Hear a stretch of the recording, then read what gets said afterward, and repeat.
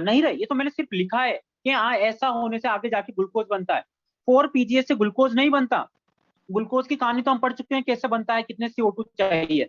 मैं तो ये बोल रहा हूँ इसके अंदर कि हाँ ये आगे जाएगा और आगे ग्लूकोज का फॉर्मेशन कर लेगा, ये बात मैं समझाना चाहता था यहाँ पर। क्लियर है बेटा यहाँ तक? ठीक है, ये बातें हम कर चुके थे। हम C4 पे थे, C4 पे था। देखिए C4 साइकिल की मैं थोड़ी सी बात कर चुका था कि कुछ प्लांट जो है हिमालय में चले गए, वो भगवान से प्रार्थना करने लग गए। ये बातें की थी या नहीं की थी मैंने? भगवान से प्रार्थना करने की बात की थी क्या मैंने?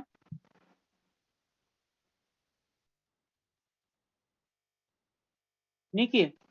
चलिए, चलिए स्टार्ट करते हैं C4 प्लांट। पहले मैं समराइज करता हूँ C3। टाइम की चिंता मत कीजिए, टाइम को लपेट लेंगे हम। ठीक है, ठीक है, चलिए आगे स्टार्ट करते हैं। C4 प्लांट की अगर हम बात करें तो देखिए C4 प्लांट जो है वो ज्यादा एडवांस होंगे C3 के। डेवलपमेंट की तरफ बढ़ रहा है प्लांट, तो C3 से ही ज्यादा एडवांस हुआ C4 से। अब C4 ज्यादा एडवांस क्यों हो गया वो बात की बात है, लेकिन C4 ज्यादा एडवांस है C3 से। C3 में सबसे बड़ी दिक्कत आ रही थी कि सुबह तक तो सही चल रहा था मामला, लेकिन आफ्टरनून आते आते ना फोटो रेस्पायरेशन स्टार्ट हो जाता था, CO2 की कंसंट्रेशन बढ़ जाती थी और प्लांट परेशान हो जाया करता था। तो फोटो रेस्पायरेशन होने से प्लांट की प्रोडक्टिविटी कम हो जाती थी, उसका बायोमास, बायोमास मतलब ग्लूकोज स्टार्च का फॉर्मेशन कम होता था। इससे प्लांट बहुत परेशान था, बहुत परेशान था, बहुत परेशान था। इसी से परेशान से बचने के लिए वो भगवान के पास जाता है और उनसे प्रार्थना करता है। जो भी भगवान वो प्लांट मानता हो, उन भगवान से प्रार्थना करता है कि हमें सुबह तो दिक्कत नहीं है, शाम को दिक्कत नहीं, लेकिन आफ्टरनून को पता नहीं हमारे अंदर क्या हो जाता है कि जो ग्लूकोज बनना चाहिए वो बन नहीं पाता है। और साथ में जो जितना ग्लूकोज बनना चाहिए तो उतना तो बनता नहीं है, साथ में एनर्जी और खर्च हो जाती है, ATP और खर्च हो जाती है, और उसका नाम फोटो रेस्पायरेशन है, वो बहुत परेशान कर रहा है। इससे छुटकारा चाहिए हमें, इससे छुटकारा चाहिए हमें फोटो रेस्पायरेशन से, क्योंकि हमारी प्लांट की प्रोडक्टिविटी को डाउन कर रहा है। वो ज्यादा वाटर लेते हुए भी खाना कम बना रहा है, फूड कम बना रहा है, स्टार्च कम स्टोर कर रहा है, बायोमास कम हो रहा है, प्रोडक्टिविटी कम हो रही है, फोटोसिंथेसिस की रेट गिर गई है। इससे हमें छुटकारा चाहिए, आप कैसे भी दिलाओ लेकिन छुटकारा दिलाओ। तो भगवान ने बोला हाँ भाई तू प्लांट है, तो तेरा सारा खेल लीफ का है। लीफ के अंदर ही कुछ गड़बड़ हो रही है तेरे अंदर, तो देख तेरे पास लीफ में क्या गड़बड़ हो रही है। तो C3 प्लांट बोला हमारी जो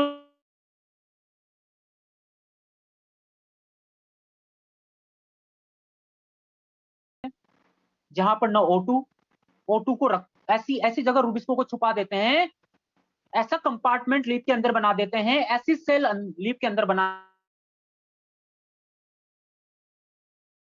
हो सकते हैं, लेकिन मोस्टली मोनोकोट होंगे, मोस्टली मोनोकोट होंगे, लेकिन सभी मोनोकोट नहीं होंगे। सिर्फ हमें 3 एग्जाम्पल याद करने हैं यहाँ पर, सुगर केन, मेज, सोरगम।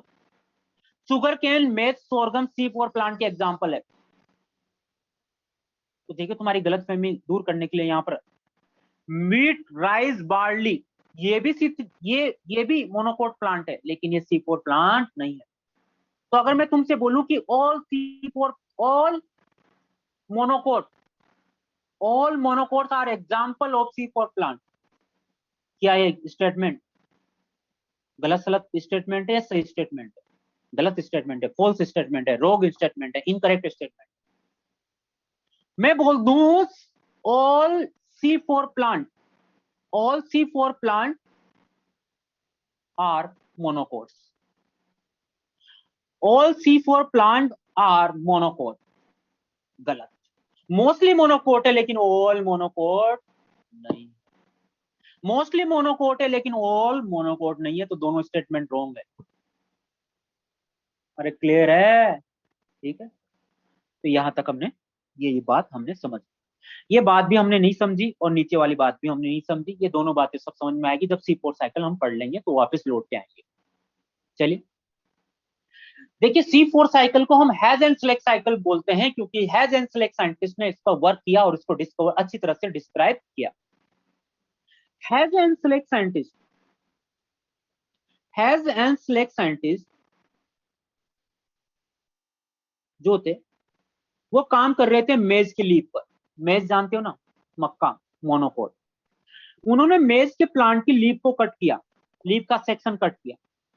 लीफ का सेक्शन कट करने के लिए लीफ का सेक्शन कट करा किया, और लीफ का सेक्शन जब इन्होंने कट किया तो इनको ऐसी दिखाई दी anatomy of leaf, internal structure of leaf. ऊपर की तरफ ऐसे सेक्शन कट किया तो अपर एपिडर्मिस, लोअर एपिडर्मिस, तो अपर एपिडर्मिस,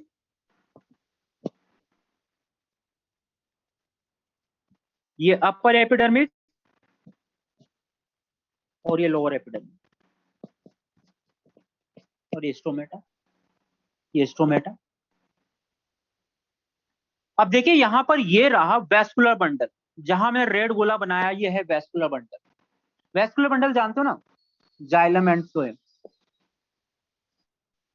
इस वेस्कुलर बंडल के, इस वेस्कुलर बंडल के सराउंडेड, ये वेस्कुलर बंडल के सराउंडेड यहां पर हमें सेल प्रेजेंट है, जिनको मैं पर्पल कलर से बना रहा हूं। ये जो सेल तुम देख पा रहे हो ये बिल्कुल टाइटली अटैच है, इनके बीच कोई स्पेस नहीं है, टू सेल के बीच कोई स्पेस नहीं है, बिल्कुल टाइटली अटैच है। यहाँ पर थोड़ी दिक्कत आएगी समझाने में, नया डायग्राम बनाता हूँ, ठीक है।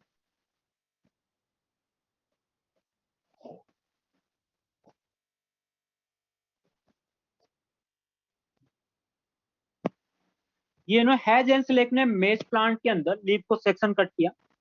लीफ की जब एनाटोमी देखी तो इन्होंने तो ऊपर बहा, सबसे बहा ऊपर की तरफ दिखाई दी अपर एपिडर्मिस। एपिडर्मिस जानते हो ना, नीचे की तरफ दिखाई दे रही है इनको लोअर एपिडर्मिस, और यहाँ पर स्टोमेटा है। स्टोमेटा अपर भी मिल सकते हैं, लोअर भी मिल सकते हैं, लेकिन हम नीचे बना रहे हैं कि मोस्टली नीचे मिलता है।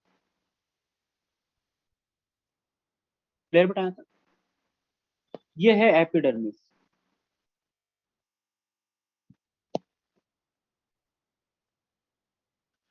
हमें अगर लीफ को देखते हैं तो लीफ के अंदर एक सेंटर पे मेन मिडरिप मिलती है। इस मिडरिप को अगर भी कट होगा तो ये मिडरिप में मिलेंगे हमें vascular bundle, xylem and phloem, vascular bundle. Anatomy में ढंग से पढ़ोगे। इस वेस्कुलर बंडल के सराउंडेड में हमें मिलेगी एक सेल की लेयर, जो बिल्कुल वेस्कुलर बंडल को कवर करेगी। इन सेल को हम बोलेंगे बंडसिस सेल। क्या बोलेंगे बेटा? बंडसिस सेल। ये पर्पल कलर की जो सेल है, इन सेल को हम बोलेंगे बंडसिस सेल। क्या बोलेंगे हम? बंडसिस सेल। अब ये बंडसिस सेल जो है ये बिल्कुल टाइटली अटैच है, इनके बीच कोई स्पेस नहीं है। बिटवीन टू सेल के बीच स्पेस जो होता है, बिटवीन टू सेल जो स्पेस होता है, this space called intercellular space. तो दो सेल के बीच कोई स्पेस नहीं है, इंटरसेलुलर स्पेस एब्सेंट है। क्लियर बेटा? अब ये सेल हमें जो सिंगल लेयर दिखाई दे रही है, सिंगल सेल नहीं है, सिंगल लेयर, ये मल्टी लेयर भी हो सकती है, लेकिन हम सिंगल लेयर बन रहे हैं। हम क्या बोल रहे हैं? सिंगल लेयर बोल रहे हैं, ठीक है। अब इसके बाहर यहां पर थोड़ी लूज सेल प्रेजेंट होती है, जो बिल्कुल कोसेंट्रिक अरेंजमेंट होता है। ये जो मैं ब्लैक कलर की जो सेल बना रहा हूं, ये लूज अटैच है, दो सेल के बीच बहुत सारा स्पेस है, और इन सेल को हम बोलते हैं मीजोफिल सेल।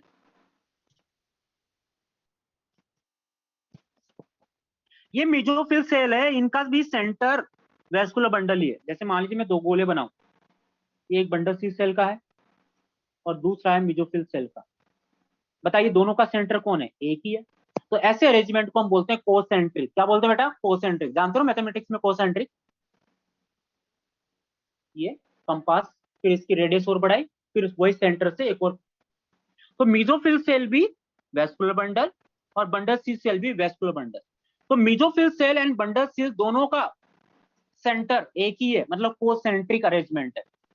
तो लीफ के अंदर ऐसा अरेंजमेंट, ऐसा कोसेंट्रिक अरेंजमेंट जिसके अंदर वेस्कुलर बंडल की लेयर है टाइटली, फिर लूज लेयर है, वो भी वेस्कुलर बंडल के सराउंडेड है। ऐसे अरेंजमेंट को हम बोलते हैं क्रेंज एनाटोमी। क्या बोलते हैं हम? क्रेंज एनाटोमी। और ये क्रेंज एनाटोमी हमें मेज के अंदर मिली, और जिन प्लांट के अंदर एक रेंज एनाटोमी मिलती है उन प्लांट को हम बोलते हैं C4 प्लांट। कौन सा प्लांट बोलेंगे? C4 plant. तो C4 प्लांट का यूनिक कैरेक्टर हो गया कोसेंट्रिक अरेंजमेंट या फिर बोल दो क्रेंज एनाटोमी। कौन सी एनाटोमी? क्रेंज एनाटोमी। तो हमें जो क्रेंज एनाटोमी मिलेगी वो ओनली C4 प्लांट के अंदर मिलेगी। किसके अंदर मिलेगी? C4 प्लांट के अंदर मिलेगी। किसी प्लांट के अंदर नहीं मिलेगी, चाहे वो C3 प्लांट हो या स्केम प्लांट हो, C4 में ही मिलेगी क्रेंज एनाटोमी। क्रेंज एनाटोमी के अंदर कितनी टाइप की सेल मिल रही है? बंडल सीड सेल और mesophyll cell. Bundle sheath cell and mesophyll cell कितनी टाइप की सेल मिल रही है? Bundle sheath cell and mesophyll cell 2 type की सेल मिल रही है। ये बात सबको समझ में आ गई? ये बात सबको समझ में आ गई? ठीक है, अब सुनते रहना। क्रेंज एनाटोमी C4 प्लांट। तो अगर मैं तुम्हें 2 प्लांट दे दूं और तुमसे बोलूं जाओ दूर जाके खड़े हो जाओ और देखो इन प्लांट को और बताओ कौन सा C4 कौन सा C3, क्या बता पाओगे क्या? नहीं।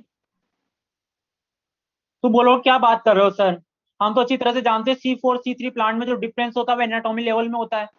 और एनाटॉमी तो इंटरनल स्ट्रक्चर है सर, दूर से देख के क्या बताएंगे? पास आने दीजिए, सेक्शन कट करने दीजिए और देखने दीजिए माइक्रोस्कोप में, फिर देखते हैं कैसे नहीं बताते। तो मैंने बोला चलो आ जाओ, पास आ जाओ और कट करो इसको, और कट करके देखो माइक्रोस्कोप में कैसे पहचाना तुमने। तो तुमने बोला सर ये रहा C4 प्लांट। मैंने बोला कैसे? सर इसमें कोसेंट्रिक अरेंजमेंट है, क्रेंज एनाटोमी प्रेजेंट है। और दूसरे में नहीं है। दूसरे में सर एक ही टाइप की सेल है, मेसोफिल सेल। सर यहाँ तो 2 टाइप की सेल है, एक बंडल सीड सेल और एक मेसोफिल सेल। तो C3 प्लांट में एक ही टाइप की सेल है, मेसोफिल सेल, और C4 में 2 तरह की bundle sheath cell and mesophyll. ये बात समझ में आ गई? ठीक है। अब देखिए अगर हम इनकी वॉल की बात करें, ठीक है, ये समझ में आ गया अरेंजमेंट। ठीक है, नेक्स्ट पेज लेता हूं मैं और दोनों को कंपेयर कराते हैं। दोनों को कंपेयर कराते हैं।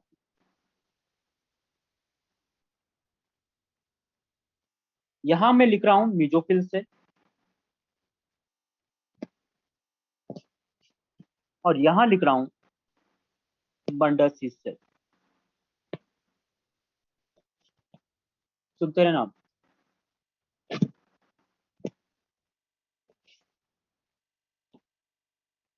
अगर हम यहां बात करें तो देखिए, अगर वॉल की बात करें, इनकी इनकी कवरिंग की बात करें, तो यहां पर इनकी थिन लेयर मिलेगी और यहां मिलेगी थिक।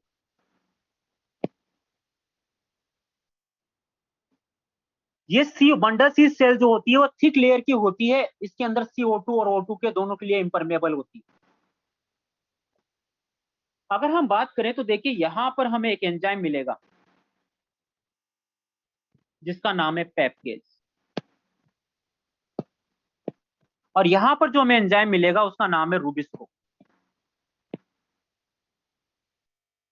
पेपकेज की फुल फॉर्म में तुम्हारे सामने बोल रहा हूं, बिल्कुल आराम से सुनिए। P phospho enol pyruvate. P phospho E enol P pyruvate. Phospho enol pyruvate. Phospho enol pyruvate. Phospho enol pyruvate. CaSe carboxylase. CaSe carboxylase. क्या बोल दिया मैंने क्या बोल दिया? कार्बोक्सिलेज बोल दिया या ऑक्सीजनेज बोल दिया, या तुम्हें कुछ और सुनाई दे रहा है? क्या तुम्हें कार्बोक्सिलेज सुनाई दे रहा है या ऑक्सीजनेज सुनाई दे रहा है या कुछ भी नहीं सुनाई दे रहा? सर हमें कार्बोक्सिलेज सुनाई दे रहा है। और कार्बोक्सिलेज का मतलब मैं तुम्हें पहले ही लर्न करा चुका हूं। मैं तुम्हें पहले ही लर्न करा चुका हूं। बताइए क्या CO2 से बाइंड होगा या O2 से बाइंड होगा, किसी से भी बाइंड हो जाएगा क्या? धोखेबाज या सच्चा है? ओनली ओनली ओनली CO2 से बाइंड होगा। ओनली CO2 से बाइंडिंग होगी। धोखेबाज है, सच्चा धोखेबाज नहीं है, सच्चा है। चाहे O2 इसके पास कितना भी ला दो, O2 चाहे इसके पास कितना भी ला दो, उसको कोई फर्क नहीं पड़ता। सिर्फ जुड़ेगा किसके साथ? CO2 के साथ। सिर्फ जोड़ेगा किसके साथ? मतलब CO2 को ही जोड़ेगा। लेकिन रूबिस्को की तो कहानी हम जानते ही हैं। ये कुछ भी बोले रूबिस्को, इसको तो हम जानते हैं बचपन से ही। धोखेबाज। Carboxylase oxygenase. CO2 देखी नहीं, CO2 के साथ। O2 देखी नहीं, O2 के साथ। क्लियर है? चलिए इधर देखिए, यहां पर अगर हम बात करें CO2 एक्सेप्टर, CO2 को लेने वाला, CO2 को लेने वाला मतलब कार्बोहाइड्रेट, यहां पर जो लेता है वो है फोस्फोइनोल पायरुवेट। ये CO2 को बाइंड करवाता है फर्स्ट टाइम मेसोफिल सेल में, और इसमें हेल्प करता है कौन सा एंजाइम, पेप्केज। सच्चा या दो के बाद सच्चा, और बन जाता है यहां पर oxalo acetic acid. Phosphoenol pyruvate 3 carbon का है, CO2 1 कार्बन की है, तो 4 कार्बन का कंपाउंड बनता है जिसका नाम है ऑक्सलो एसिटिक एसिड। तो फर्स्ट जो CO2 एक्सेप्टर है वो है कौन, फोस्फोइनोल पायरुवेट। लेकिन यहां पर जो CO2 एक्सेप्टर है वो C3 साइकिल का है, वो कौन, RUBP। और इस रिएक्शन को करवाएगा कौन, वो विस्को, और बन जाएगा कौन, वही C3 साइकिल चल जाएगा, PGA बनेगा और आगे जाके C3 साइकिल चल जाएगा। ये बात समझ पा रहे हैं? तो यहां पर CO2 रिसेप्टर RUPP है और यहां पर फोस्फोइनोल पायरुवेट। ये बात सबको समझ में आ गई? ठीक है,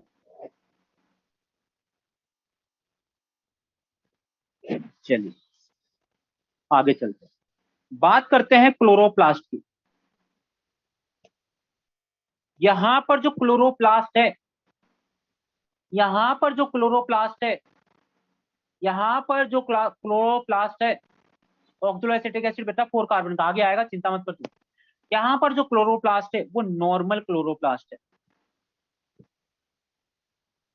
नॉर्मल क्लोरोप्लास्ट का मतलब तुम अच्छी तरह से जानते हो, स्ट्रोमा भी मिलेगा और ग्रेना भी मिलेगा, स्ट्रोमा थाइलेकोइड भी मिलेगा, ग्रेनल थाइलेकोइड भी मिलेगा, मतलब नॉर्मल मतलब ग्रेनल क्लोरोप्लास्ट। लेकिन यहां पर जो क्लोरोप्लास्ट मिलेगा, यहां पर जो क्लोरोप्लास्ट मिलेगा उसके अंदर ओनली स्ट्रोमा थाइलेकोइड होगा, ग्रेनल थाइलेकोइड नहीं होगा। ऐसे क्लोरोप्लास्ट को हम बोलते हैं अग्रेनल क्लोरोप्लास्ट। अपने दिमाग को दौड़ाइए और क्वेश्चनों के आंसर देने के लिए तैयार रहिए।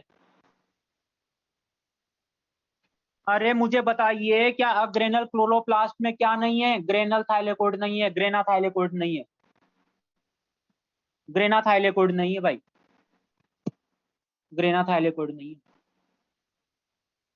अब आ जाइए मैदान पर, फोटो सिस्टम 1 कहाँ होगा, क्या दोनों में होगा, दोनों में नहीं होगा, किसी में नहीं होगा, कुछ कह नहीं सकते सर? दोनों में होगा। फोटो सिस्टम सेकंड किस में होगा, फोटो सिस्टम सेकंड किस में होगा,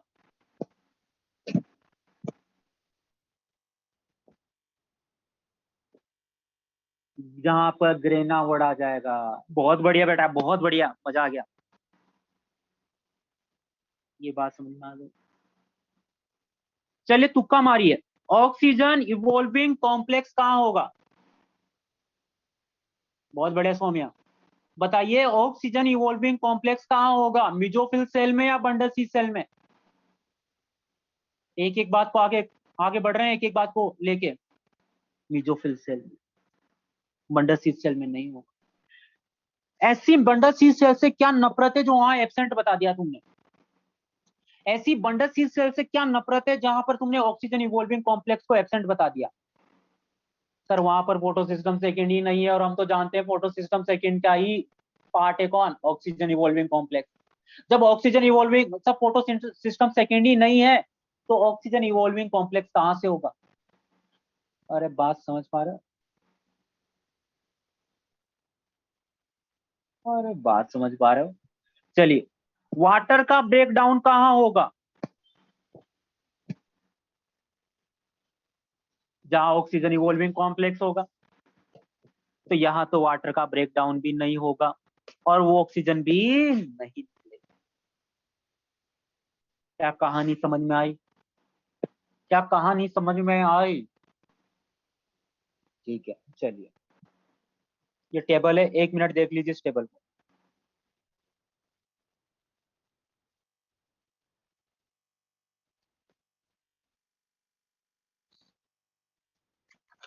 जितना बताया उतना दिमाग लगाओ, ये कहाँ से आया वो कहाँ से आया। इमरान मार खाएगा तो पीजीए की फुल फॉर्म C3 साइकिल पूरा पढ़ लिया बेटा, फोस्फोग्लिसरिक एसिड।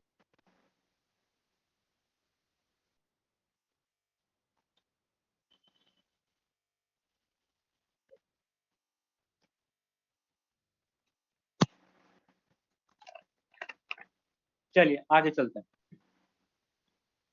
डाउट आया क्या किसी का? हाँ बोल, शोभित बोल बेटा।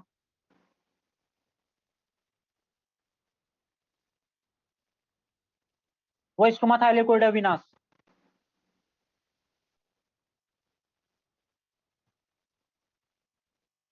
वो तो बेटा C3 में है, यहाँ मॉडिफिकेशन आ गया है। शोभित वो तो C3 की बातें थी, ये C4 प्लांट है, मॉडिफिकेशन आ गया है, भगवान से आशीर्वाद लेके आए हैं ये, और भगवान चाहे जो बदल सकते हैं। ठीक है, चलिए अब इस डायग्राम को देखिए। हमने याद की थी ऐसे एनाटोमी बनाई थी, क्रेंच एनाटोमी। उसके अंदर ये बंडल सी सेल थी और इसके पास ही थी मिजोफिल सेल। तो हमने एक सेल ये ले ली और एक सेल ये ले ली, ये मिजोफिल सेल और ये बंडल सी सेल। इन दोनों को हम लाज करके यहाँ देख रहे हैं। ये बात सबको समझ में आ गई? तो ये वाली तो है मिजोफिल सेल और ये वाली है क्या, बंडल सी सेल। ठीक है, एक सेल तो हमने ले ली मिजोफिल सेल और एक सेल ले ली हमने क्या, बंडल सी सेल। एक सेल तो ले ली मिजोफिल सेल और एक सेल ले ली बंडल सी सेल, दोनों बिल्कुल पास पास होती है। ठीक है, ऐसे दूर दूर थोड़ी होगी भाई, सेल है, माइक्रो लेवल की बात है। ठीक है, अब ढंग से सुनते रहना। दोनों सेल आपस में जुड़ी हुई होती है, कनेक्शन होता है, प्लांट सेल के बीच के कनेक्शन को हम बोलते हैं क्या, प्लाज्मोडेस्माटा। सेलेक्टिव होते हैं, हर किसी की औकात नहीं, कोई कोई भी आए कोई भी चला जाए, नहीं रहे। क्लियर? ढंग से सुनना। बंडल सी सेल की जो सेल वॉल होती है, जो वॉल होती है वो थिक होती है, वो गैस के लिए इम्परमेबल होती है, O2 अंदर नहीं आ पाएगा, O2 अंदर नहीं आ पाएगा। मैं डायग्राम ही बना लेता हूँ बेटा, नहीं तो तुम कंफ्यूज ही रहोगे फिर। देखिए हमने एक ले ली है मिजोफिल सेल,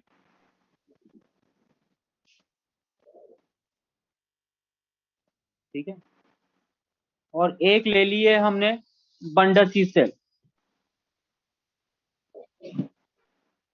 ये मिजोफिल सेल, और इधर ले ली है हमने बंडल सी सेल।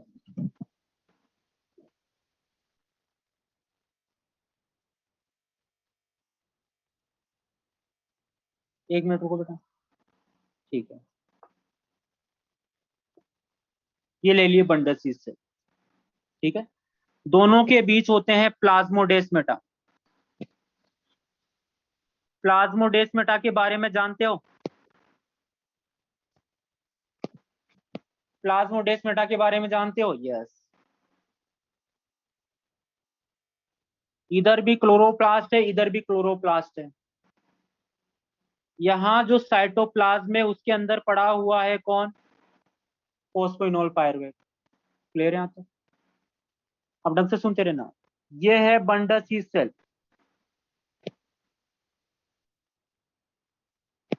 और ये है मिजोफिल सेल।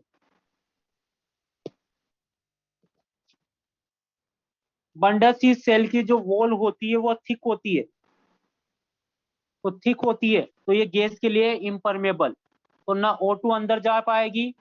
अब जब O2 अंदर नहीं जा रही तो CO2 भी अंदर नहीं जा पाएगी। और यहाँ पर बैठा हुआ है कौन, रूबिस्को।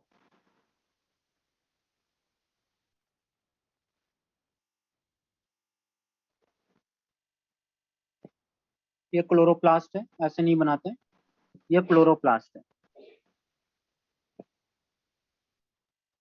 और यहाँ पर है कौन, रूबिस्को। मुझे बताइए रूबिस्को को किसका इंतजार है, O2 का, CO2 का, या दोनों चल जाएंगे? दोनों में से कोई भी आए चल जाएंगे।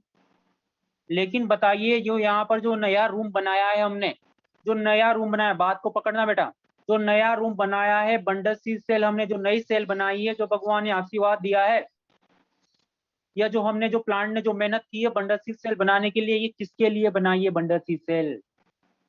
ये बंडल सीड सेल बनाई है ऑक्सीजन को रूबिस्को से दूर करने के लिए, रूबिस्को को ऑक्सीजन से दूर करने के लिए।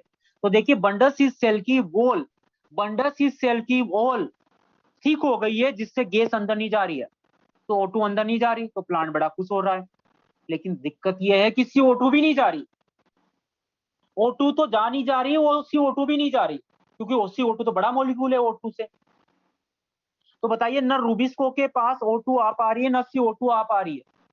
O2 बुरे लोग हैं और CO2 अच्छे हैं, तो CO2 नहीं आ रही तो CO2 भी नहीं आ रही, तो रूबिस्को तो बेचारा अकेला है। वो आगे CO2 से ना बाइंड हो पा रहा है, ना O2 से बाइंड हो पा रहा है, CO2 से भी बाइंड नहीं हो पा रहा, तो C3 साइकिल भी नहीं चलेगा, ग्लूकोज भी नहीं बनेगा। वो तो गड़बड़ हो गया, गड़बड़ हो गया तो मामला। दीवार बड़ी मोटी करने से, दीवार की थिकनेस बढ़ाने से तो गड़बड़ हो गया मामला। लेकिन क्या करें, मजबूरी है।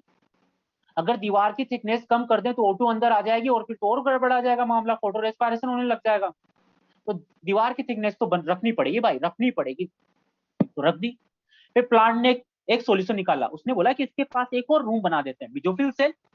और मेसोफिल सेल में हम क्या करते हैं कि CO2 को किसी और दूसरे फॉर्म में पकड़ के बंडल सी सेल में छोड़ देते हैं, ताकि O2 को पता भी नहीं चलेगा कि CO2 बंडल सी सेल में चली गई है।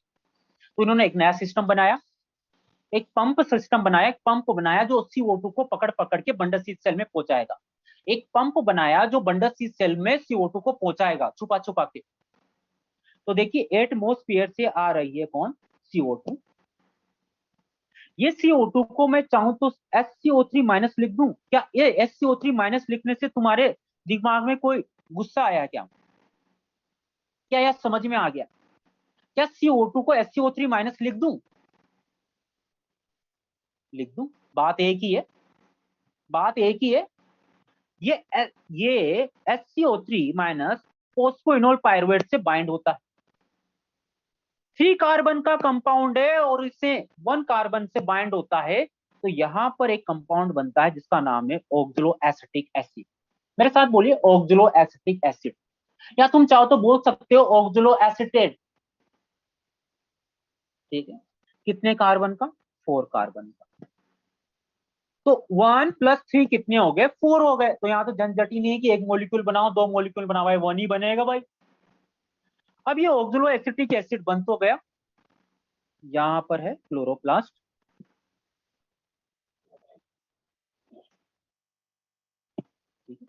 अब ये बन तो गया, अब ये जा रहा है, ये बोला कि मेरे अंदर है ना, मैंने फॉस्फोइनोल पायरुवेट तो मैं जो स्टूडेंट सोच रहा है वो बोल रहा हूँ, फॉस्फोइनोल पायरुवेट तो मैंने सेल का यूज कर लिया।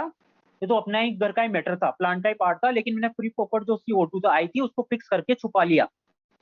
अब सी ऑक्सीजन ऑक्सलो एसिटिक एसिड बोला कि मेरे अंदर एक फ्री फोकट का कार्बन है जो CO2 से आया है। तो रूबिस को बोला भाई ला, इधर ला, फटाफट इधर ला। रूबिस को यहाँ से चिल्ला रहा है भाई इधर ला ऑक्सलो एसिटिक एसिड, वो कार्बन तो मुझे चाहिए, C3 साइकिल कंप्लीट करना है, मुझे ग्लूकोज बनाना है। तो ऑक्सलो एसिटिक एसिड भागा भागा, बहुत फास्ट तेज भागा होगा, आया और प्लाज्मोडेस्माटा के पास आया और बोला कि मुझे जाना है रूबिस्को के पास। तो प्लाज्मोडेस्माटा बोला भाई तेरे लिए एंट्री नहीं है यहाँ पर, तेरे लिए नहीं बना प्लाज्मोडेस्माटा, ये एंट्री नहीं करेगा तेरे लिए भाई, तू यहीं रह। तो ये बोला भाई बहुत जरूरी है, प्लांट मर जाएगा, ग्लूकोज नहीं बनेगा, क्योंकि C3 साइकिल नहीं चलेगा रूबिस को अगर CO2 नहीं लेगा तो। क्योंकि रूबिस को ही तो CO2 RUP दोनों को बाइंड करा के PGA बनाएगा, फॉस्फोग्लिसरिक एसिड, और फिर आगे जाके रिडक्शन होगा, रिडक्शन होकर फिर रिजनरेशन, ऐसे ग्लूकोज बनेगा। तो जाने दे भाई, गिड़गड़ाने लग गया। लेकिन प्लाज्मा से भाई हमारी मजबूरी है, हम सेलेक्टिव है, हम सेलेक्टिव है, पर्टिकुलर मॉलिक्यूल को जाने देते हैं। मैं तुम्हें हिंट दे देता हूं, तू इतना गिड़गिड़ा रहा है तो मैं ये बोल सकता हूं कि तू अपने आप को कन्वर्ट कर ले मैलिक एसिड में। हम मैलिक एसिड को एंटर दे देते हैं। बस ये सुनने की देर थी, ऑक्सलो एसिड ने बोला बस इतनी बात है ना भाई, ऑक्सलो एसिड मैलिक एसिड मेरे बराबर का कार्बन का एक कंपाउंड है, बनाने में क्या देर लगेगी या मुझे। तो ये बना दिया इसने Ma का मतलब है मैलिक एसिड या मैलेट, बात एक ही है। इसके लिए यहाँ पर कुछ खर्च होता है लेकिन उसमें हम नहीं जा रहे अभी। ये मैलेट बन गया, अब ये मैलेट बन गया क्लोरोप्लास्ट के अंदर, और यहाँ से ये malic acid bundle sheath cell में एंटर कर गया, बंडल सी सेल के क्लोरोप्लास्ट में एंटर कर गया। अब ये मैलिक एसिड आ गया, मैलिक एसिड यहाँ आके इधर उधर देख रहा है, तो रूबिस को यहाँ पर खड़ा हुआ क्लोरोप्लास्ट के अंदर, स्ट्रोमा के अंदर पड़ा हुआ देख रहा है, प्रोटीन है, एंजाइम है। मैलिक एसिड बोला तू क्या देख रहा है भाई, क्यों देख रहा है? मैलिक एसिड बोला यार मुझे ऑक्सैलिक एसिड ने भेजा है, बस इतना कहना की जरूरत देर थी। रूबिस की बोला तुझे ऑक्सैलिक एसिड ने भेजा है क्या? उसने बोला हाँ। भाई ऑक्सैलिक एसिड के पास तो एक कार्बन फ्री पॉकेट का एटमॉस्फेयर से CO2 आया थी उसका है, और उसमें मुझे देना है तुझे। अच्छा तुझे देना है क्या, बोला तो था मुझे कि एक CO2 तुझे वहां निकाल के आना है, तो ले एक CO2 ले ले। तो बताइए मैलिक एसिड भी 4 कार्बन का था, एक CO2 निकाल दिया, एक कार्बन निकाल दिया, एक कार्बन निकाल दिया, फटाफट रूबिस्को ने लिया और किसके साथ बाइंड करवा दिया, RUBP के साथ बाइंड करवा दिया। RUB के साथ बाइंड करा दिया किसने, रूबिस्को ने। और बताइए कौन सा साइकिल चलवा दिया, कौन सा साइकिल चलवा दिया, C3 साइकिल। C3 साइकिल चल गया, केल्विन साइकिल चल गया। अब ग्लूकोज बनेगा या नहीं बनेगा, बनेगा भाई, ग्लूकोज बनेगा, बनेगा। ग्लूकोज के लिए कार्बन फिक्स होने लग गए भाई, क्योंकि हम जानते हैं भाई ग्लूकोज बनाना है तो C3 साइकिल तो चलाना ही पड़ेगा, चाहे C3 हो, C4 हो या केम प्लांट हो। अब यहां पर मैलिक एसिड के कितने कार्बन बचे, 3 कार्बन। तो 3 कार्बन का एक कंपाउंड बनता है जिसका नाम है पायरुवेट या पायरुविक एसिड, जिसको मैं PA लिख रहा हूं। 3 कार्बन का है, एक कार्बन कहां गया भाई इसका, CO2। मैलिक एसिड का डिकार्बोक्सिलेशन हो गया और इसने एक CO2 निकाल दी और खुद कन्वर्ट हो गया पायरुवेट के अंदर, पायरुविक एसिड के अंदर। ये पायरुविक एसिड भागा भागा वापिस आता है,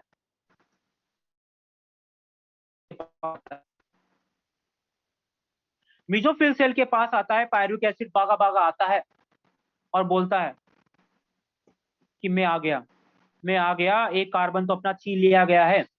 ये बोलता है एक कार्बन, मीजोफिल सेल को बोलता है कि अपना एक कार्बन तो ले लिया गया है, किसके थ्रू, रूबिस्को एंजाइम, RUP ने एक्सेप्ट कर लिया है। RUBP ने एक्सेप्ट करके रूबिस्को एंजाइम ने इससे रिएक्शन करवा के PGA और केल्विन साइकिल चलाने लग गया है।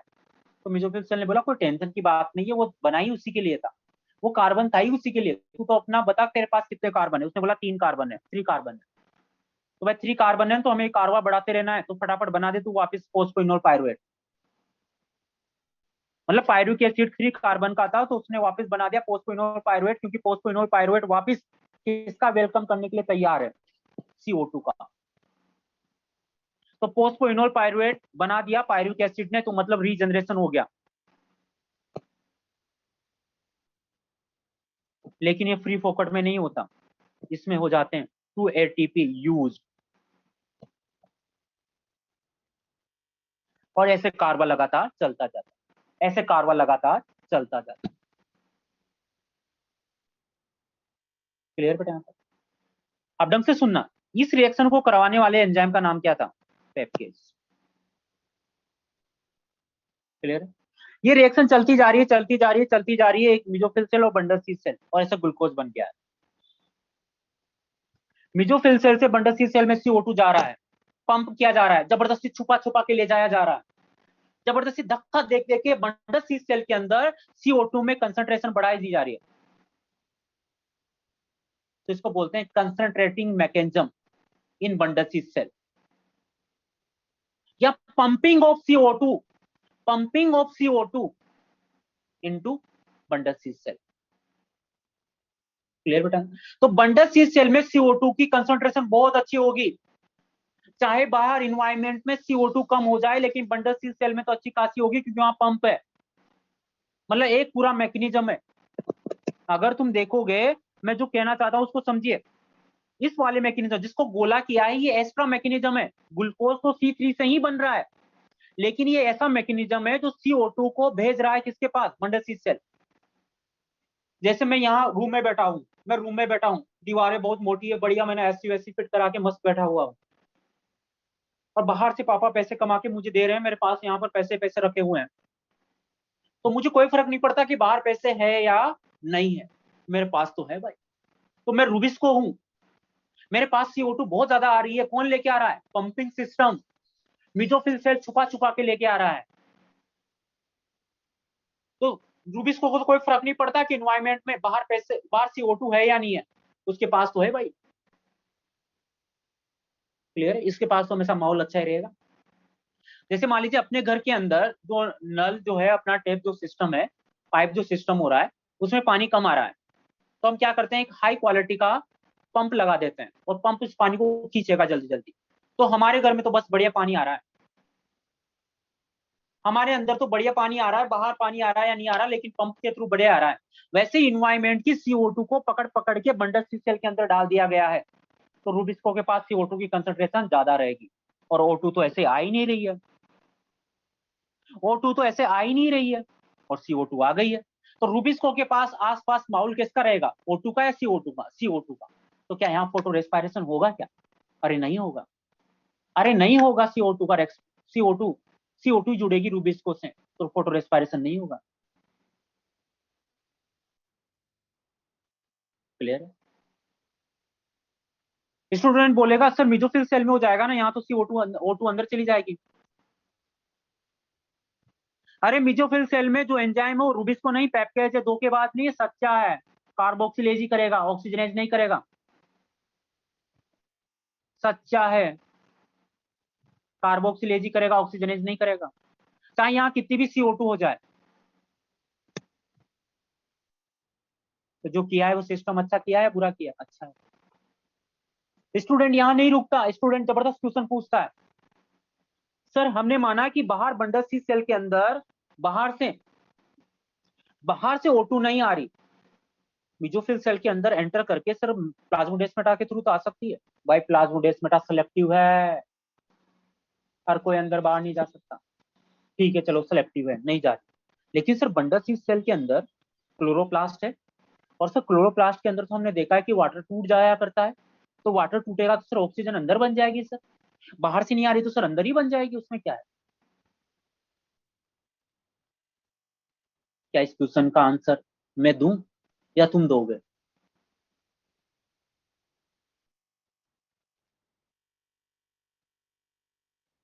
अरे मैं दूं या तुम दोगे आंसर? बहुत बढ़िया, बहुत बढ़िया। अरे पहले ही बता चुके हैं, दिमाग में नहीं बैठ रहा क्या, पहले ही बता चुके हैं, बंडल सीज सेल के अंदर तो पहले से ही भगवान ने अरेंजमेंट कर रखा है बढ़िया वाला। दीवारें तो अच्छी मोटी कासी है ही सही, थिकनेस बढ़िया है ही सही, साथ में उसमें फोटो सिस्टम सेकंड भी एब्सेंट नहीं है, तो ऑक्सीजन इवॉल्विंग कॉम्प्लेक्स होगा ही नहीं, तो वाटर टूटेगा ही नहीं। तो न बाहर से ऑक्सीजन न अंदर से ऑक्सीजन, तो रूबिस को दूर है किससे, O2 से। ये अच्छी बात या बुरी बात? अरे ये अच्छी बात या बुरी बात? ये अच्छी बात है। तो C4 प्लांट के अंदर फोटो रेस्पायरेशन,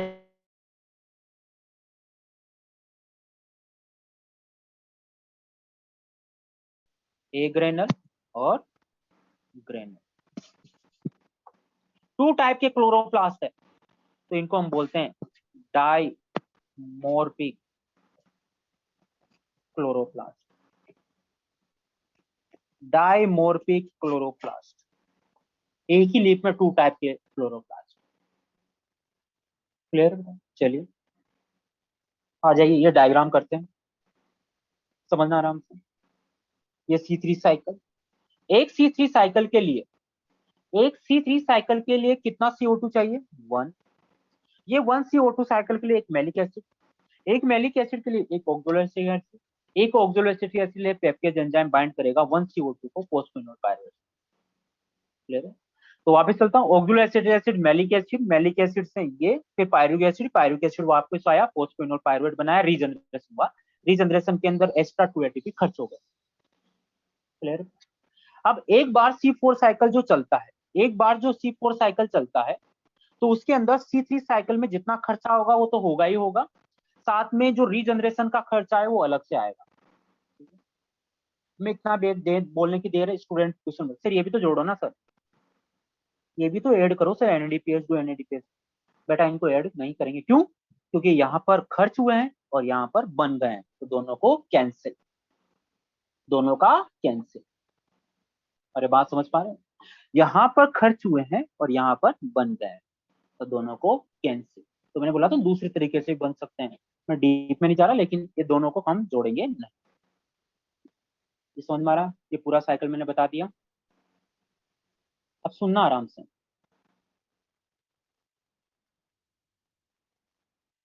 बिल्कुल दिल थाम के बैठे रहिए। 1 C4 साइकिल,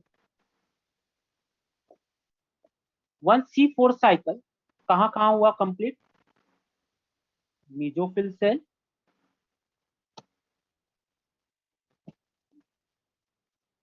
बंडरसीस सेल। बहुत स्लो चल रहे हैं बेटा। मीजोफिल सेल, मीजोफिल सेल में फर्स्ट कार्बोक्सिलेशन हुआ,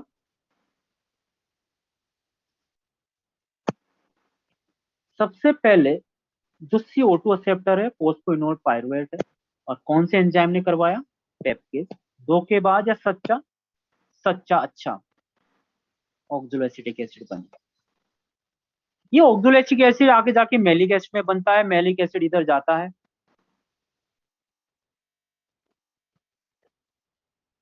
मैलिक एसिड इधर जाके किसमें टूट जाता है? CO2 में, और इधर बन जाता है पायरुविक एसिड। ये CO2 कहाँ यूज हो जाता है? C3 साइकिल में। किससे बाइंड होता है ये? RuBP से।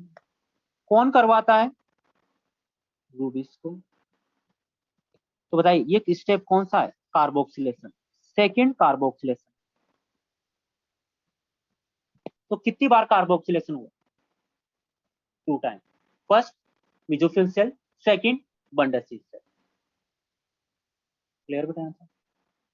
तो मुझे इतना समझ में आ रहा है, मुझे इतना समझ में आ रहा है सर, आप जितनी ये बता रहे हो इसमें मुझे इतना समझ में आ रहा है कि 1C4 साइकिल, ठीक है, और हम इनकी एटीपी काउंट करेंगे नहीं, ये वापस आके बनाएगा फोस्फिनोल पायरुवेट, और इसमें 2 एटीपी यूज हो जाएंगे सर, 2 एटीपी यूज हो जाएंगे। तो सर मुझे इतना समझ में आ रहा है कि अगर मैं एटीपी का 1 साइकिल अगर बात करूं तो इसके अंदर मुझे एक तो रीजनरेशन एक्स्ट्रा हुआ है, ठीक है, और साथ में एक C3 साइकिल तो हुआ ही है। एक C4 साइकिल में कितना CO2 फिक्स हुआ है? 1 CO2 फिक्स हुआ है। 1 CO2 फिक्स हुआ है तो उसमें एक तो रीजनरेशन में 2 एटीपी खर्च हो रहे हैं, यूज हो रहे हैं, और साथ में एक C3 साइकिल तो चलेगा। ये बात सबको समझ में आई? 1 मिनट है, इसमें टिका हुआ है सब कुछ, जिसमें C4 खत्म। ये जो मैंने लिखा है समझ में आया बेटा?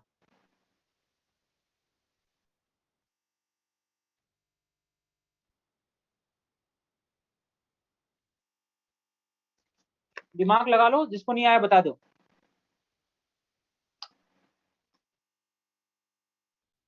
तो रीजनरेशन C3 साइकिल लिख दिया ना बेटा?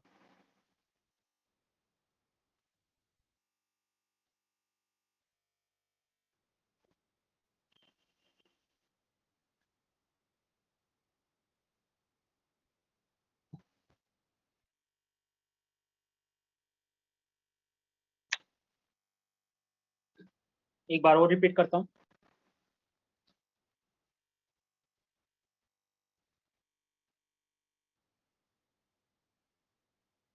मैं तुमसे पूछूं कि 1C4 साइकिल में, जिसको हैच एंड सेलेक्ट साइकिल भी बोलते हैं, कितना CO2 फिक्स होता है? 1 CO2। सर कैसे, समझाओ। अरे भाई बताइए, एक इन्वायरमेंट का एक CO2 तो फिक्स हो रहा है, जो कहाँ ले जाके छोड़ दिया जाता है? केल्विन साइकिल के पास, और केल्विन साइकिल चल जाता है। तो एक एक CO2 फिक्स होता है, 1 CO2 फिक्स होता है। मुझे बताइए एक C4 साइकिल में, जब एक C4 साइकिल चलता है तो क्या उसके अंदर C3 साइकिल भी चलेगा? यस। तो 1C4 साइकिल मतलब इंक्लूड है उसके अंदर, प्लस है कौन? C3 साइकिल, क्योंकि C3 साइकिल तो चलेगा ही चलेगा। तो C4 साइकिल के अंदर ही इंक्लूड है कौन? C3 cycle. अब मुझे एटीपी कितने यूज हुए, कितने एनएडीपीएस हुए, तो मुझे साफ समझ में आ रहा है कि 1C3 मतलब C3 साइकिल चल रहा है, तो C3 साइकिल वाले तो खर्च होंगे होंगे। कौन कौन? 3 ATP और 2 NADPH, ये तो यूज होंगे ही होंगे। अब मुझे और एक्स्ट्रा देखना है क्या हुआ है। और एक्स्ट्रा में तो यहाँ होते हैं 2 NADPH2, यहाँ NADPH2 होते हैं खर्च, और यहाँ बन जाते, तो इनको तो कैलकुलेट करूंगा नहीं मैं। ये देखिए जिस सर ने बताया था कि NADPH2 यहाँ यूज हो गए और यहाँ सिंथेसिस हुए, तो इनको तो यूज नहीं करूंगा। अब इसमें C3 साइकिल को छोड़ दूं तो किसका मैं काउंट कर लूंगा? बाकी इसमें यहाँ आया है, यहाँ है भाई गड़बड़। यहाँ रीजनरेशन में 2 एटीपी खर्च हुए, मतलब एक बार C4 साइकिल चलेगा तो 2 एटीपी ज्यादा इसका खर्च होंगे, मतलब 1 रीजनरेशन, एक्स्ट्रा वाला रीजनरेशन। और 1 रीजनरेशन में कितने एटीपी खर्च हो रहे हैं? 2 एटीपी। तो टोटल अगर मैं बोलूं कि 1C4 साइकिल के अंदर टोटल हो गए 2 + 3 5 एटीपी और 2 हो गए NADPH2। ये हो गया सर, ये कंप्लीट कर दिया मैंने। क्या ये सही किया स्टूडेंट ने? क्या ये सही किया स्टूडेंट ने? अरे क्या ये सही किया स्टूडेंट ने? अरे हाँ या ना? सबको समझ में आ गई कहानी? सबको समझ में आ गई कहानी? तो सी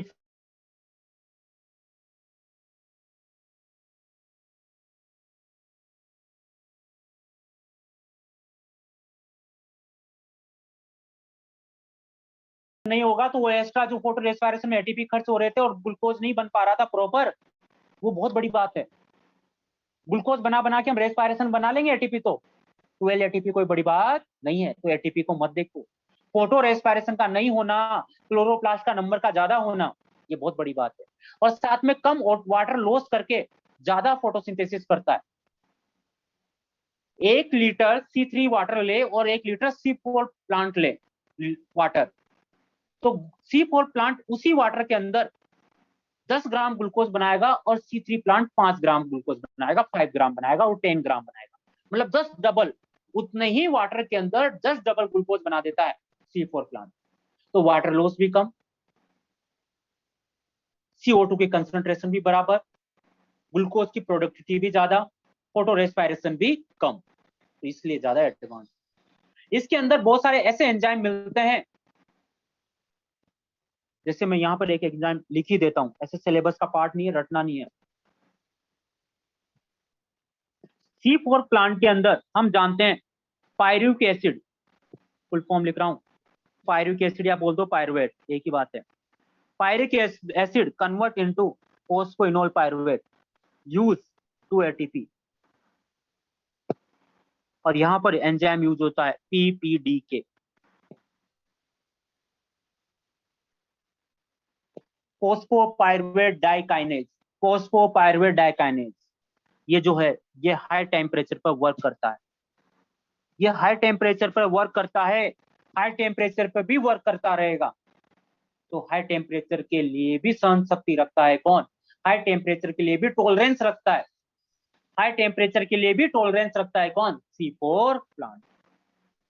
तो देखो कितनी बड़ी बात होगी, क्लोरोप्लास्ट का नंबर ज्यादा होना, फोटो रेस्पिरेशन का नहीं होना, और प्रोडक्टिविटी का ज्यादा बनना, बायोमास का ज्यादा बनना, हाई टेम्परेचर में भी काम करते रहना, ये करेक्टर है किसके? C4 plant. क्लियर बताया था? ये सारी बातें मैंने बता दी है। अब पहले पेज पर चलते हैं, वहां पर जो हमने, हाँ वाटर लॉस भी कम, इधर देखो C4। अब इसको कहाँ पे भाई, कहाँ गया है अपना पेज? ये रहा।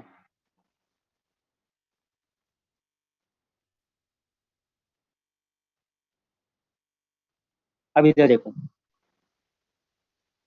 पहले तो इसके नाम C4 पाथवे क्यों बोला? क्योंकि फर्स्ट स्टेबल कंपाउंड 4 कार्बन का है C4।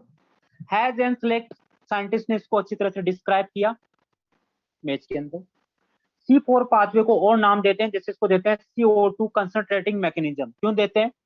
क्योंकि मीजोफिल सेल्स से, मीजोफिल सेल्स से CO2 को पकड़ पकड़ के बंडल सील सेल के अंदर पहुंचा दी जाती है।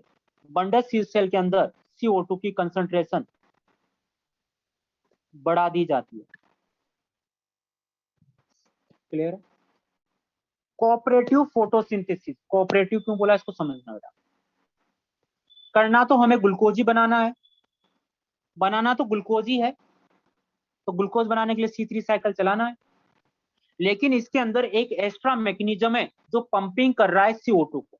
ये जो गोला लगाया है, गोले का मतलब, ये जो हमने गोला लगाया है, ये गोला है, ये गोले का काम ग्लूकोज बनाना नहीं है, ये तो CO2 पहुंचाना है किसके पास, C3 साइकिल के पास।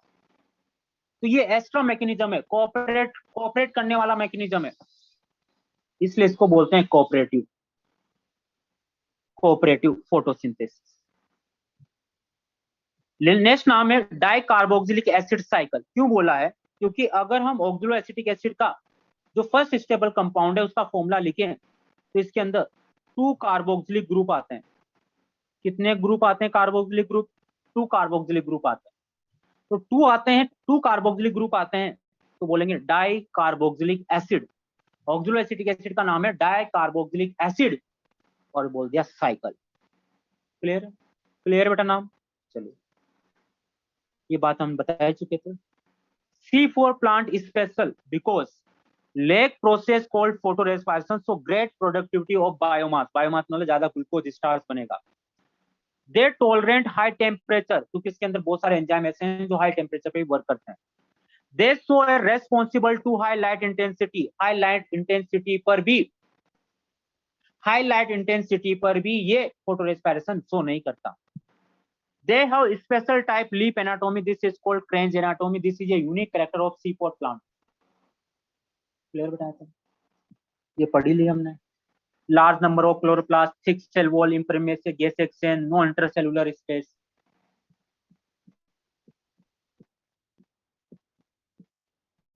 ठीक है, ये पूरा हमने पढ़ लिया। C430 ATP, 1 glucose synthesis, 12 NADPH2 कैसे किया वो हम जान चुके हैं। 6 से मल्टीप्लाई कर दिया तो 6 तो हो गया एक्स्ट्रा रीजनरेशन, साथ में 6 हो गया कौन, C3 cycle. In C4 plant, photorespiration does not occur.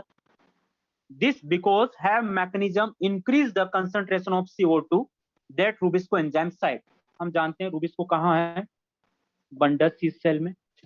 बंडस sheath cell में जबरदस्ती CO2 को मैलिक एसिड के अंदर छुपा छुपा के लाया जा रहा है और ऑक्सीजन को अंदर नहीं आने दे रहे। तो बताइए रूबिस्को से कौन जुड़ेगा, CO2, तो कार्बोक्सिलेज या ऑक्सीजनेज, कार्बोक्सिलेज, तो फोटोरेस्पिरेशन नहीं होगा। This take place when C4 acid, malic acid या इसी को एक और नाम दे देते हैं क्योंकि मैलिक एसिड और एस्पार्टिक एसिड आइसोमर है, form the mesophyll cell and broke down in the bundle sheath cell, release CO2। कहां से रिलीज करेगा, बंडस सीस सेल में। अरे फीलिंग आ रही है। इस CO2 को केल्विन साइकिल में रूबिस्को यूज कर लेता है और carboxylase minimise the oxygenase activity, क्योंकि ऑक्सीजनेज एक्टिविटी तो होगी नहीं क्योंकि O2 अंदर गई नहीं। In addition C4 plant side oxygen evolution, बताइए अगर C4 प्लांट के अंदर बात करें तो ऑक्सीजन कहाँ निकलेगी, जहां फोटोसिस्टम सेकंड होगा। फोटोसिस्टम सेकंड कहाँ है, मेसोफिल सेल में। रूबिस्को एंजाइम कहाँ है, बंडसिल सेल में। तो बताइए ऑक्सीजन वहां और बंडसिल यहाँ, तो क्या दोनों आपस में रिएक्शन कर पाएंगे। बंडसिल सेल में रूबिस्को और मेसोफिल सेल में ऑक्सीजन क्या आपस में रिएक्शन कर पाएंगे, क्या इनके बीच दूरियां हैं, क्या दूरियां हैं तो रिएक्शन करेंगे, क्या रिएक्शन नहीं करेंगे तो ये अच्छी बात है बुरी बात, अच्छी बात, फोटो रेस्पिरेशन नहीं होगा। क्लियर है, पूरा पढ़ लिया, ये बात हमने बता दी है, कम वाटर में ही ज्यादा ग्लूकोज बनाएगा। नेक्स्ट आता है केम प्लांट। ठीक है, आज क्लास छोड़ के मत जाना, लंबा चलेगा थोड़ा, ठीक है। हाँ, एक तो तुम ना नेट अच्छा डला लो यार, कंजूस मत बनो यार, नेट तो डला लो यार अच्छा सा यार। वाईफाई ले लो, जिसके पास वाईफाई अगर है मार्केट में अवेलेबल तो वाईफाई ले लो। ये समझ पा रहे हो। हाँ, हमें एक चीज बतानी थी, कार्बोक्सिलेशन क्रूशियल स्टेप है। क्यों क्रूशियल स्टेप है, क्योंकि बताइए अगर रूबिस्को O2 से जुड़ जाता है तो क्या बताइए C3 साइकिल चलेगा क्या, नहीं। तो रूबिस्को डिसाइड करता है कि आगे होने क्या वाला है। अगर कार्बोक्सिलेशन हो गया तो दुनिया अच्छी चल रही है, अगर कार्बोक्सिलेशन की जगह ऑक्सीजनेशन हो गया तो दुनिया बेकार चल रही है। तो वो क्रूशियल स्टेप है, इंपॉर्टेंट स्टेप है। क्लियर बताया था, एनसीईआरटी पढ़ रहे हो तुम, ठीक है। ठीक है, अब नेक्स्ट पढ़ते हैं। बेटा पंप यूज नहीं कर रहे हैं, पंपिंग सिस्टम है। भाई CO2 को बंडल सी सेल में पंप यूज नहीं कर रहे हम तो यहाँ एक मैकेनिज्म एक्स्ट्रा जो मैकेनिज्म है उस मैकेनिज्म को हम बोल रहे हैं पंपिंग ऑफ CO2। ठीक है।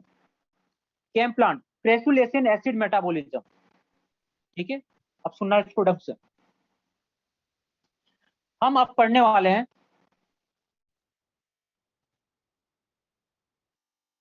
मैंने कौन सी स्लाइड पढ़ाई नहीं छोड़ी बेटा, बोलो बेटो। एक मिनट रुक जाइए बेटा, थोड़ा रुक जाइए, डाउट आया है। आपके एक स्लाइड अभी पढ़ाई है, पीछे छोड़ दी थी, नहीं पढ़ाई। कौन सी स्लाइड बेटा,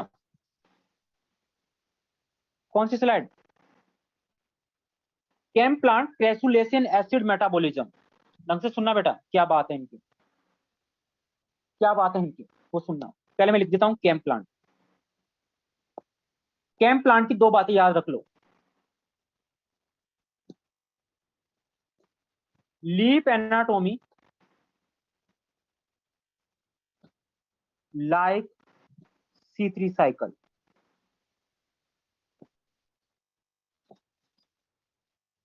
photosynthesis metabolism like C4 cycle.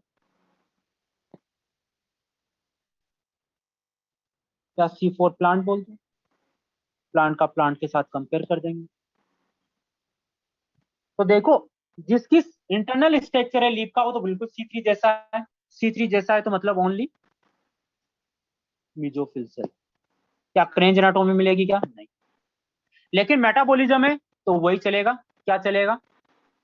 CO2 आएगी, फोस्फेनोल पायरुवेट से बाइंड होगी, ऑक्सलो एसिटिक एसिड बनेगा, पेपकेज हेल्प करवाएगा, ऑक्सलो एसिटिक एसिड मैलिक एसिड या एस्पार्टेट में कन्वर्ट होगा, मैलिक एसिड पायरुवेट बनाएगा, CO2 को छोड़ देगा, CO2 से केल्विन साइकिल चलेगा, C3 साइकिल चलेगा, पायरुविक एसिड वापस आके फोस्फेनोल पायरुवेट में कन्वर्ट होगा, 2 ATP एक्स्ट्रा यूज होंगे। और C3 साइकिल के अंदर, एक साइकिल के अंदर बात कर रहे हैं क्योंकि एक लिया है हमने, तो 3 ATP और 2 NADPH2 यूज होंगे। तो बिल्कुल पाथवे किसके जैसा है? मेरे साथ आंसर दे दीजिए बेटा, पाथवे किसके जैसा है? केम प्लांट के अंदर चलने वाला पाथवे किसके जैसा है? C4 जैसा। और एनाटोमी किसकी जैसी है? C3 की जैसी। तो मैं कुछ लल्लू क्वेश्चन पूछ रहा हूँ। C4 प्लांट के अंदर, C4 प्लांट के अंदर कितनी बार कार्बोक्सिलेशन होता था? C4 प्लांट के अंदर कितनी बार कार्बोक्सिलेशन होता था? 2 बार। तो बताइए केम प्लांट में भी कितनी बार होगा? 2 बार, क्योंकि मेटाबॉलिज्म सेम है। लेकिन बताइए केम प्लांट के अंदर क्या, ढंग से सुनना, रुक जाओ रुक जाओ रुक जाओ रुक जाओ, क्या मुझे बताइए केम प्लांट के अंदर क्या जो कार्बोक्सिलेशन 2 बार होगा, क्या अलग अलग सेल में होगा, mesophyll and bundle sheath cell में होगा, या सिर्फ मीजोफिल सेल में ही होगा? सर आप कैसे क्वेश्चन पूछ रहे हो सर, लल्लू समझ आया हमने। अरे सर आपने तो बोला कि केम प्लांट की एनाटोमी जो होती है वो C3 प्लांट जैसे होती है, और C3 प्लांट की जैसी है तो मतलब ओनली मीजोफिल सेल है। तो जब मीजोफिल सेल ही है, बंडल सी सेल ही नहीं है, तो सब कुछ जो भी होगा वो सब मीजोफिल सेल में ही होगा। क्लियर है? तो मैं जो कहना चाहता हूँ, समझाना चाहता हूँ, जो क्वेश्चन मॉड्यूल में पीते हैं और जो नीट में आए हैं वो क्लियर है? ठीक है,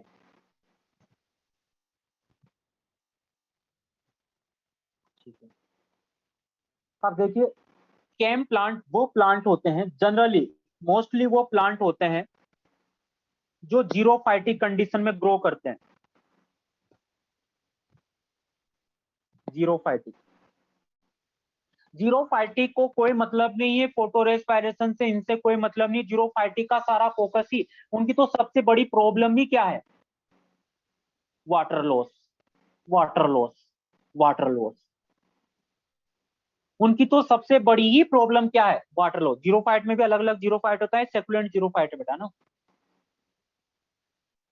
वाटर लॉस। तो कैम प्लांट जो है वो डेजर्ट, मतलब जहां वाटर कम होता है, वाटर की स्कार्सिटी होती है, उस कंडीशन के अंदर ग्रो करते हैं। लेकिन सभी जीरोफाइटिक प्लांट कैम प्लांट नहीं है। All xerophytic plant cam plant नहीं है भाई। लेकिन हम मान रहे हैं कि कैंप प्लांट जो है वो वहां ग्रो करते हैं जहां वाटर की स्कार्सिटी होती है, वाटर की कमी होती है, वाटर डिक्रीज होता है। तो उन प्लांट की सबसे बड़ी दिक्कत ही क्या है? Water loss, water loss. तो ऐसे एक जमाना था जब डेजर्ट प्लांट बहुत परेशान थे वाटर लॉस से। वाटर जो लॉस होता है वो होता है स्ट्रोमेटा से। स्ट्रोमेटा से एग्जैक्ट में जानी तो चाहिए CO2, लेकिन CO2 जैसे ही जाती है, जैसे पोर खुलता है उसी टाइम वाटर मॉलिक्यूल बाहर इन्वायरमेंट में आ जाता है, और इसी को बोलते हैं ट्रांसपिरेशन, और इससे वाटर लॉस हो जाता है। और ये वाटर लॉस डेजर्ट प्लांट के लिए बहुत बुरी बात है। तो डेजर्ट प्लांट, कैंप प्लांट जो बहुत परेशान था, तो सारे डेजर्ट प्लांट एक साथ इकट्ठे हुए, मीटिंग की। उन्होंने बोला उन्होंने बोला कि यार ये तो बहुत बड़ी दिक्कत है, ये तो बहुत बड़ी दिक्कत है भाई, इसको तो सॉर्ट आउट करना पड़ेगा। तो उन्होंने कमिटी बनाई, और कमिटी बना के उन्होंने बोला कि हमें सॉल्यूशन चाहिए 2 दिन के अंदर। तो उस कमिटी के अंदर कुछ लोग इकट्ठे किए, मतलब कुछ प्लांट इकट्ठे किए। कौन से प्लांट? Camp plant. ये प्लांट सॉल्यूशन ढूंढ रहे हैं कि वाटर लॉस कैसे कम किया जाए। तो सारे फील्ड में घूमने गए, उन्होंने देखा यार ये स्ट्रोमेटा ही है सब बात की परेशानी, इस स्ट्रोमेटा से ही वाटर लॉस हो रहा है। तो ऐसा करते हैं, एक जो इनमें ज्यादा पढ़ा लिखा समझता था अपने आप को, उसने बोला वाटर लॉस है तो स्ट्रोमेटा बंद कर देते हैं। तो उसने स्ट्रोमेटा बंद कर दिया प्लांट का, कैंप प्लांट का। तो जैसे स्ट्रोमेटा वो बंद किया, क्लोज किया, उनका दिमाग खराब हो गया, प्लांट का दिमाग खराब हो गया। क्या कर दिया भाई तुम लोगों ने? अरे भाई CO2 अंदर नहीं आ रही, रूबिस को C3 साइकिल नहीं चला पाएगा। अरे CO2 अंदर ही नहीं आ रही तो RBU से बाइंड ही नहीं होगा, RBU से बाइंड ही नहीं होगा तो रूबिस को कुछ कर ही नहीं पाएगा, कुछ कर ही नहीं पाएगा तो ग्लूकोज बन ही नहीं पाएगा, ग्लूकोज नहीं बनेगा तो स्टार्च नहीं बनेगा, फूड स्टोरेज नहीं होगा, आगे जाके कुछ होगा ही नहीं। तो तुमने क्या कर दिया ये? तो फिर बोला अरे यार ये तो गड़बड़ हो गई, गलती हो गई, स्टोमेटा तो बंद नहीं कर सकते, मतलब स्टोमेटा टोटल बंद नहीं कर सकते। तो इनमें जो सबसे नया नया साइंटिस्ट था जो अभी अभी आया था, जिसको ये लोग बेवकूफ समझ रहे थे, उस साइंटिस्ट ने बोला हम ऐसा करते हैं कि स्टोमेटा तो ओपन करना ही पड़ेगा, क्योंकि CO2 तो अंदर लेनी ही पड़ेगी। तो ऐसा करते हैं, हम ऐसे स्टोमेटा बनाते हैं, ऐसे स्टोमेटा हम यहाँ पर डेवलप करते हैं जो नाइट के टाइम तो क्या हो, ओपन हो, और एक डे के टाइम क्या हो, क्लोज हो। इस साइंटिस्ट ने बोला। इस साइंटिस्ट के बोलते ही बीच वाला साइंटिस्ट जो किसी की सिफारिश से अंदर आ गया था, कुछ आता जाता नहीं था, उसने बोला ये क्या बोल रहा है यार, दिन और रात को क्लोज करें, दिन को ओपन करें, इससे क्या फर्क पड़ने वाला है, वाटर लॉस तो होगा। तो बाकी के जो साइंटिस्ट ने बोला भाई तू रहने दे, उससे नहीं होगा, तू चुप ही रहा कर। भाई इससे ये होगा कि स्टोमेटा जो रात के टाइम, नाइट के टाइम अगर हम ओपन करेंगे तो CO2 अंदर चली जाएगी, लीफ के अंदर CO2 चली जाएगी, सेल के अंदर CO2 चली जाएगी। और दिन के टाइम अगर हम क्लोज कर देंगे तो CO2 तो पहले से ही चली गई है अंदर, और दिन के टाइम क्लोज कर देंगे तो वाटर लॉस कम होगा। तो दिन के टाइम में क्यों क्लोज करेंगे, रात के टाइम कर देते, इधर कर देते हो। दिन के टाइम टेम्परेचर ज्यादा होता है तो वाटर लॉस ज्यादा होने की प्रोबेबिलिटी होती है कंपेयर टू नाइट के। तो CO2 भी अंदर आ रही है और वाटर लॉस भी कम हो रहा है, ये अच्छा सोल्यूशन है। तो ऐसे स्ट्रोमेटा जो नाइट के टाइम ओपन होते हैं, दिन के टाइम क्लोज होते हैं, ऐसे स्ट्रोमेटा को हम बोलते हैं scoto active, scoto active stromata. Clear बेटा? ये बात समझ में आ गई, यहां तक समझ में आ गया? ठीक है, चलिए अब ये प्लांट है,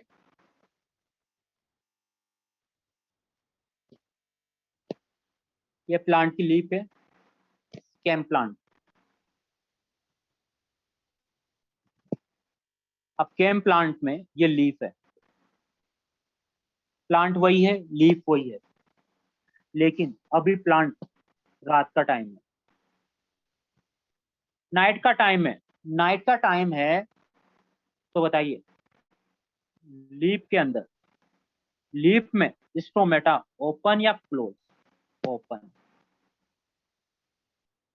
स्टोमेटा क्या है? ओपन है। स्टोमेटा ओपन है। स्टोमेटा ओपन है तो मैं ऐसे बना रहा हूं, ये स्टोमेटा ओपन है, ये एपिडर्मिस है, और यहाँ पर हम एक सेल बना रहे हैं, लेकिन एक सेल हो गया बहुत सारी, बहुत सारे। इस सेल का क्या नाम दोगे तुम? इस सेल का क्या नाम दोगे?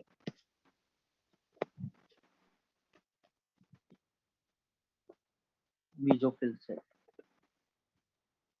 क्लियर है?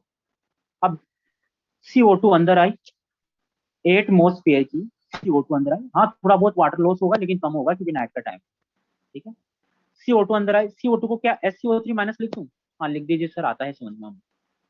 Phosphoenol pyruvate.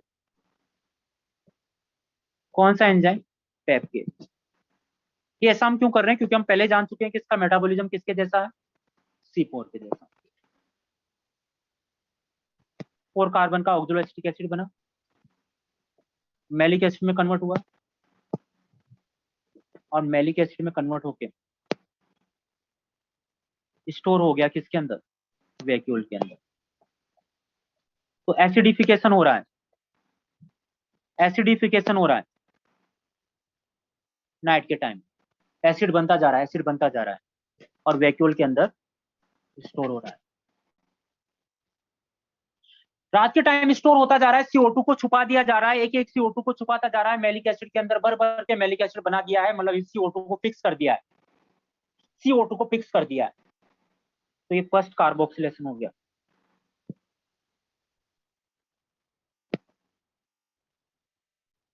अब यही प्लांट है, रात है तो दिन भी है, कभी खुशी कभी गम। तो रात के टाइम तो CO2 को फिक्स कर दिया है, CO2 को स्टोर कर दिया है मैलिक एसिड के फॉर्म में। अब दिन हुआ, दिन होते स्टोमेटा क्लोज। दिन होते ही स्टोमेटा तो क्लोज हो गए, लेकिन लाइट रिएक्शन स्टार्ट हो गई। लाइट रिएक्शन स्टार्ट हो गई,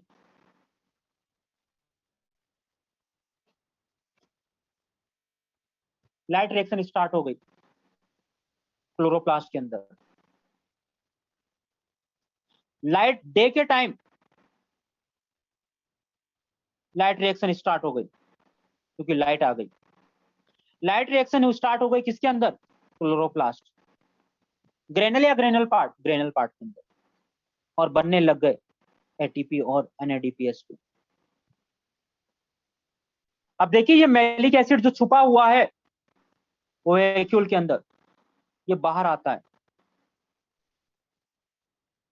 ये मैलिक एसिड बाहर आता है, और क्लोरोप्लास्ट के अंदर आने के बाद ये बना लेता है पायरुक एसिड प्लस CO2। ये CO2 से फटाफट रूबिस को बाइंड हो जाता है और चल जाता है कौन सा साइकिल? C3 cycle. ये पोस्ट पायरुविक एसिड बाहर आता है और वापस कन्वर्ट हो जाता है फोस्फोइनोल पायरुवेट में। ऐसा करने के लिए कितने ATP यूज होते हैं? 2 ATP। क्या बातें वही हो रही है? क्या बातें वही हो रही है जो C4 में हो रही थी? वही हो रही है। तो ढंग से सुनना, रात के टाइम तो इन्होंने CO2 को फिक्स किया और दिन का इंतजार किया, और दिन के टाइम इन्होंने C3 साइकिल चला दिया। C3 साइकिल तो चलाना पड़ेगा, ग्लूकोज बनाना है तो। और वापस रीजनरेशन कर दिया, वापस रात होगी, वापस ये प्रोसेस चलेगा, फिर स्टोर हो जाएगा, फिर दिन आएगा, फिर स्टोर हो जाएगा। तो मुझे बताइए क्या यहाँ पर लीप अलग अलग है या वही है? वही है। क्या सेल अलग अलग है या वही है? वही है, सेम सेल है भाई, मेसोफिल सेल है ये। सिर्फ समय चेंज है, टाइम चेंज है, एक बार रात का टाइम है और एक बार दिन का टाइम। तो रात के टाइम तो CO2 फिक्स होती है और दिन के टाइम ग्लूकोज का सिंथेसिस होता है, केल्विन साइकिल चलती है। रात के टाइम तो मैलिक एसिड के अंदर CO2 को स्टोर किया जाता है और दिन के टाइम उसको यूज कर लिया जाता है C3 साइकिल में, और ग्लूकोज बना दिया जाता है। पहले तो मुझे बताइए दिन का इंतजार क्यों किया? रात में ही हो जाता है सब काम तो। ग्लूकोज रात में ही बना देना चाहिए था, दिन का इंतजार क्यों?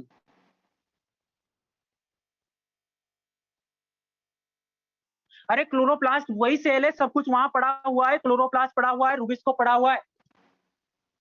अरे भाई हम जानते हैं कि Calvin cycle, dark reaction depend on product of light reaction and light reaction product synthesis in presence of the light. Light ही नहीं आएगी तो लाइट रिएक्शन नहीं होगी, तो दिन का इंतजार तो है। तो बताइए, इन प्लांट ने सारा फोकस फोटोसिंथेसिस से बचने का, इनका वाटर लॉस से बचने का था, तो वाटर लॉस भी कम हो गया और फोटोसिंथेसिस भी हो गया। क्लियर बताया था। चलिए तो बताइए, तुम मान ले होमवर्क कैम प्लांट में CAM cycle 1 glucose synthesis required ATP and NADPH2। करना है तुम्हें, कर लोगे? अरे कर लोगे, ठीक है। ये पूरा मैंने समझा दिया है। ये NADPH2 को काउंट नहीं करेंगे क्योंकि इधर बनता है इधर खत्म हो जाता है, ठीक है। ये बातें हम कर चुके हैं, स्टोमेटा क्लोजिंग की बात कर चुके हैं, ठीक है। अब इसकी बात कर लेता हूं मैं, ये वाला ATP AMP।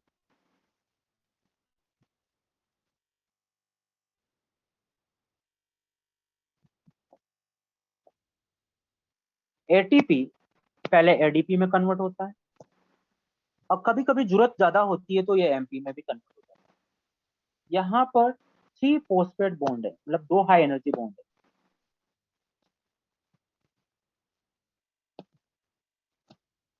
यहाँ पर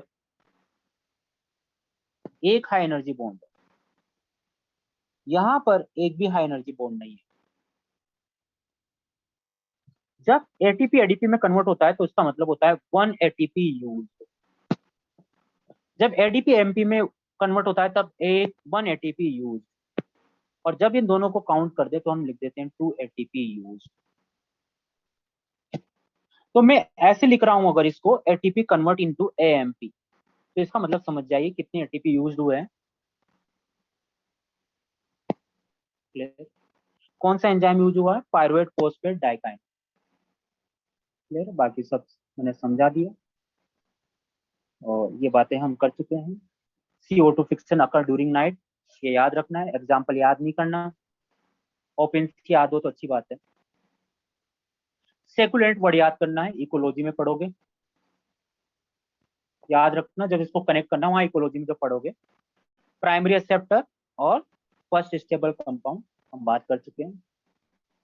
फिर भी एक बार घर पे जाके देखना, मतलब घर पे तो वही से एक बार और देखना और अच्छी तरह से पढ़ना। संडे का अच्छी तरह से यूज करना है, स्टडी करना है, टेस्ट आ रहा है, टेस्ट का सिलेबस है, अच्छा खासा सिलेबस है, तुम्हें अच्छी तरह से पढ़ना है, मेहनत करनी, संडे का यूज करना है। संडे को मस्ती नहीं करनी क्योंकि घर पे रोज रहते हैं, तो संडे को अच्छी तरह से स्टडी करनी है, दम लगाना है संडे को, क्योंकि अगला टेस्ट अगला संडे